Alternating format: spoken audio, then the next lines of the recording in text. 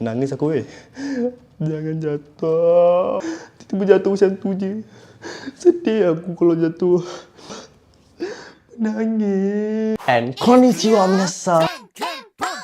So welcome back to my channel guys.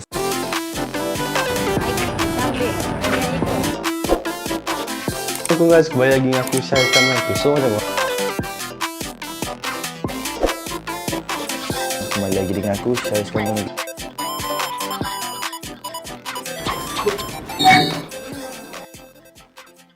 Konnichiwa minasan, kembali lagi dengan aku Syaris Jepun. Aku tukar nama sekarang. Okay, so apa-apa sekarang ni aku, macam korang baca kat thumbnail. You see this bro? You see this? Yes, this is the one.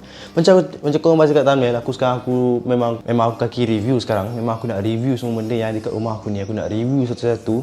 So sebenarnya aku dah pasang benda ni lama dah. Cuma aku tak buat video time tu. Aku ada lagi footage dia tinggal. Ada aku rasanya. Nanti aku check balik. Kalau ada. Kalau tak ada, tak ada lah. Okay, so apa-apa pun, sebab aku cakap aku nak review, so aku review, okay? So dekat belakang aku ni adalah Star Wars Millennium Falcon. So benda ni besar dia, sebesar, tak tahu lah nak kata besar mana. Sebab dekat dia punya ni kan, dia beritahu kat sini, panjang dia, length dia 26.7 meter. So aku rasa benda ni beritahu in real life tau. In real life, dalam kan Star Wars kan dia ada cerita dia kan. And cerita dia beritahu panjang sebenar dia 26.7 meter. Tapi kalau yang ni aku rasa 26 cm kot. Rasa-rasa lah. So dekat sini dia beritahu engine dia pakai kelas 0.5 hyperdrive. And kelajuan dia boleh pergi selaju 1050 km/h dekat atmosfera, tapi bukan dekat dunia nyata.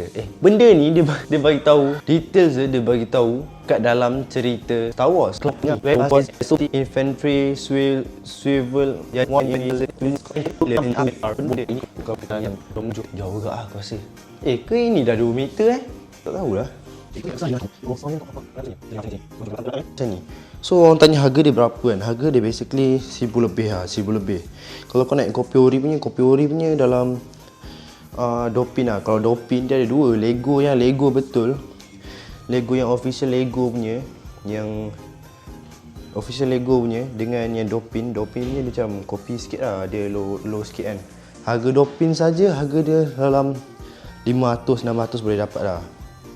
Benda ni aku dah pasang lama, tapi dia tak ada benda ni.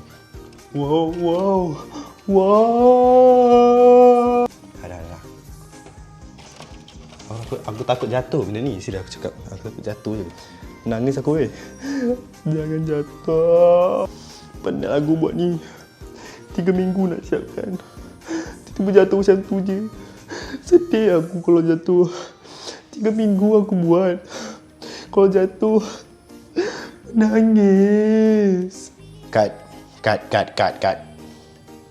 Sedapnya buku ini lagi sedap tak payah kongsi.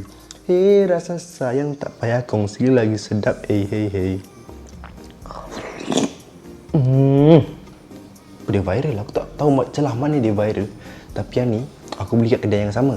Sebab kedai tu memang dia memang jual makanan yang viral. So bukan kedai tu yang salah, tapi netizen yang salah sebab dia cakap makanan tu sedap. Padahal aku pelik apa yang sedap ni. Makanan tak sedap tu nombor 2. So ini aku sedap cakap ni sedap.